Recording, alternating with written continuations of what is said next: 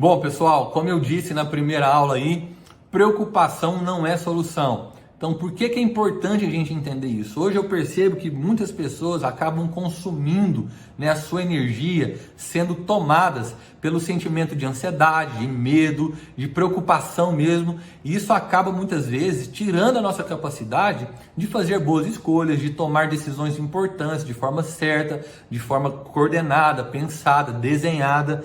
E nesse momento de crise, nesse cenário de crise, isso é mais importante do que nunca.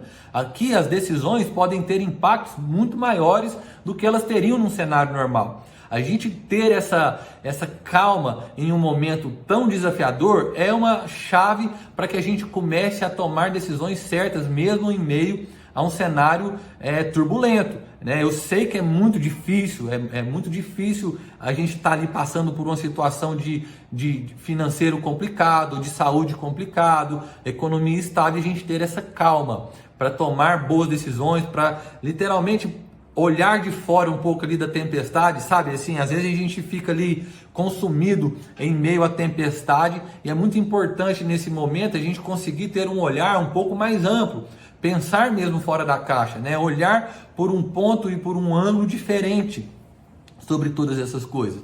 Isso é muito importante, esse ponto, não nos deixarmos ser consumidos pelo pensamento comum de desespero, de medo, de ansiedade, e a gente ter a calma, ter a sabedoria, de não olhando simplesmente para o tamanho dos desafios, a gente começar a olhar por um caminho de solução. Então, ficar ocupado com o medo e com as preocupações, isso não vai resolver o que precisa ser resolvido. A gente tem que começar a olhar para como vamos resolver esse problema. Ficar simplesmente lamentando, olhando, falar assim, tá difícil, não vai dar certo, eu vou perder meu emprego, vou perder meu trabalho, minha empresa vai quebrar. Isso não vai resolver. A gente tem que olhar assim, olha, beleza, como que eu posso, diante desse cenário, encontrar formas e alternativas de mudar essa realidade, de superar isso e me preparar para o que vem pela frente. Isso sim é o que deve estar ocupando a nossa cabeça, E aí eu quero deixar um outro exemplo inspirador aqui para esse cenário de pressão, onde todos nós estamos sendo pressionados, estamos sendo aí literalmente esmagados por esse cenário atual, que é o exemplo da uva.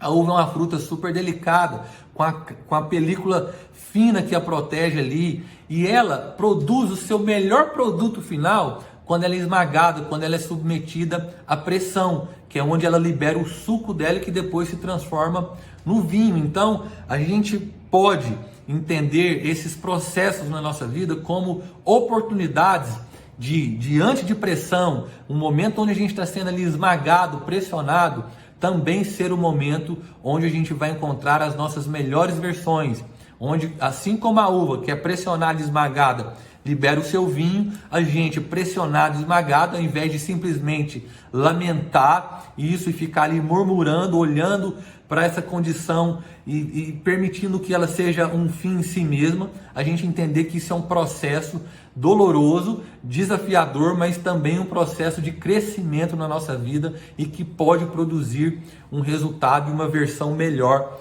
de nós mesmos. Então, isso para mim é algo que faz toda a diferença quando a gente começa a pensar assim em meio a um cenário de crise. Porque existem duas formas. Ou eu ficar simplesmente olhando para tudo isso, como eu disse, e assistindo a pandemia, o cenário caótico acontecendo ao nosso redor, e ficar ali simplesmente lamentando, achando que está tudo ruim demais ou difícil demais, ou eu posso passar por esse processo e ao final disso ter feito e ter trabalhado para que essa pressão gerasse em mim transformação, melhorias, e eu encontrasse ali uma versão melhor do que eu era anteriormente. E é sobre isso que a gente queria compartilhar com vocês, porque isso pode fazer a diferença na sua vida, de forma prática, Eu costumo dizer que a gente ainda vive numa zona de conforto, a sociedade como um todo, e principalmente aqui no Brasil, a gente é um pouco acomodado com situações de conforto, talvez por ter sido um país que nunca passou por grandes catástrofes, assim como a gente vê lá no Japão, na Índia, que às vezes acontece tragédias e catástrofes e a sociedade foi obrigada a se reconstruir do zero, ou países que viveram em guerra, Europa e outros países assim que passaram por guerra e tiveram suas casas, suas empresas totalmente destruídas e precisaram encontrar forças para reconstruir a sua vida do zero. A gente nunca teve situações tão drásticas assim na nossa vida. Talvez por isso a gente também seja um povo um pouco mais acomodado, a gente leva mais tempo para entender essas mudanças, sair da zona de conforto e colocar em prática mudanças que precisam acontecer rapidamente, né? E aí, dentro dessas mudanças, eu queria abordar duas com vocês e que de forma prática vocês podem colocar isso em prática hoje mesmo na vida de vocês e que pode te colocar numa posição muito favorável, principalmente nesse cenário de crise que a gente está encontrando. E isso vai te ajudar a sair da zona de conforto. Primeira delas, essa questão de entender que nós devemos ser antifrágil. Como eu disse aí, o exemplo da uva. O que é antifrágil? O antifrágil não é apenas ser resiliente, não é apenas eu conseguir atravessar momentos desafiadores, superar eles e sair intacto na outra ponta. O antifrágil é aquela pessoa que, em meio à pressão, em meio a momentos turbulentos, ela não só atravessa esse momento na vida dela, mas ela sai na outra ponta melhor do que ela entrou. Então, a pessoa antifrágil é aquela que tem a capacidade de melhorar, de crescer, de experimentar as suas melhores versões e desenvolver as suas melhores versões num cenário de pressão, num cenário de crise.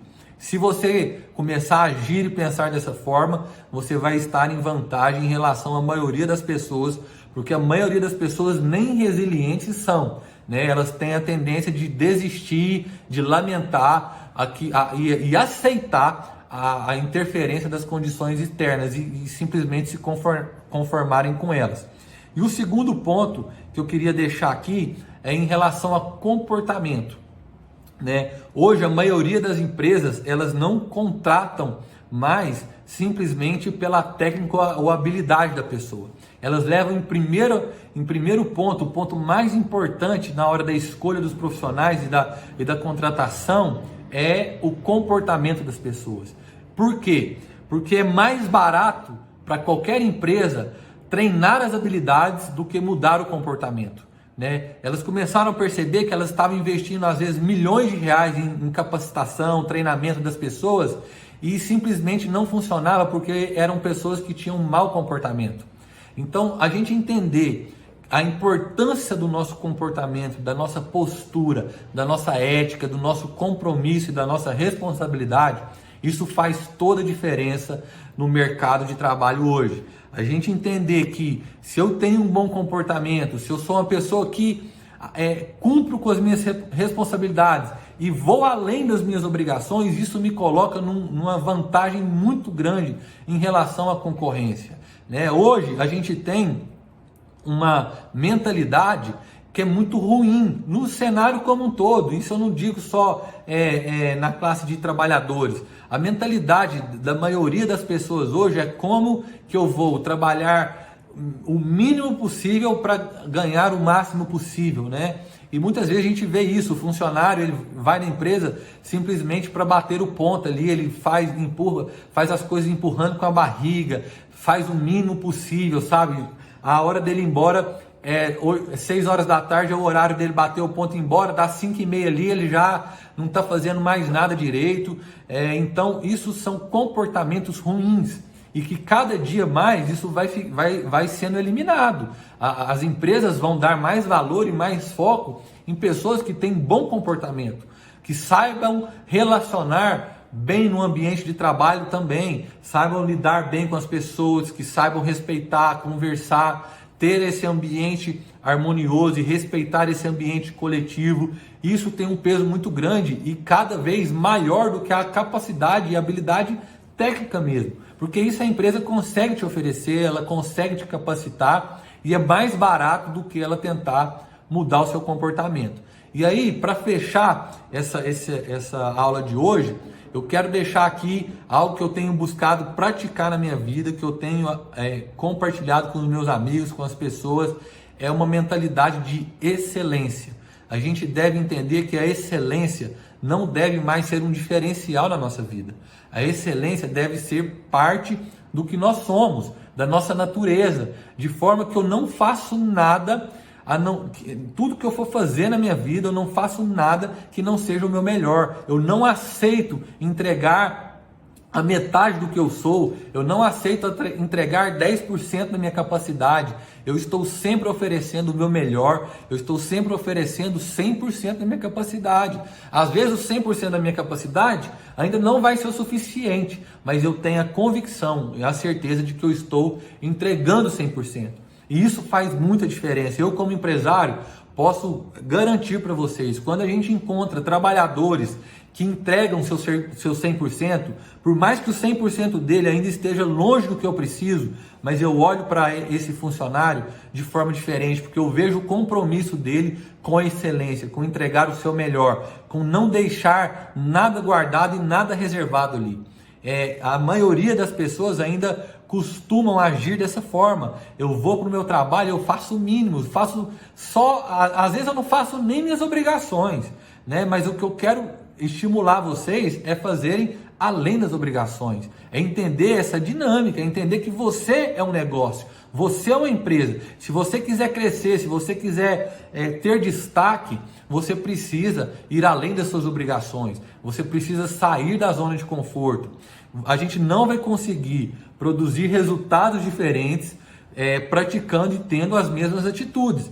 Para conseguir alcançar novos objetivos e ter resultados diferentes, a gente precisa sair da zona de conforto e ter atitudes diferentes também. Então, às vezes, a gente fica aí, nossa, eu estou há 3 anos, 4 anos fazendo o mesmo trabalho e nunca fui promovido. Eu posso te garantir uma coisa: se você estiver fazendo além, se você estiver entregando resultados superiores àqueles que foram estipulados para você, se você está trabalhando e performando além daquilo que era a sua obrigação, eu tenho certeza que você vai encontrar a promoção, eu tenho certeza que você vai encontrar crescimento no seu trabalho, porque é uma consequência, né, de algo que está sendo feito além, né? Então, muitas vezes a gente não experimenta nada de crescimento na nossa vida porque também a gente não acrescentou nada a mais, a gente simplesmente se contentou a entregar o nosso mínimo e muitas das vezes entregar só apenas a nossa obrigação. Então fica aí nessa segunda aula de hoje essa reflexão sobre o nosso comportamento, sobre a forma como nós tratamos as nossas oportunidades, o nosso trabalho, o nosso emprego, as nossas tarefas e nosso caráter excelente. Fazer tudo com excelência pode ser um grande diferencial e eu tenho certeza que será se você começar a colocar isso em prática na sua vida. Então, até a próxima aula para a gente encerrar esse bate-papo aí de 3 aulas e eu espero que vocês estejam gostando.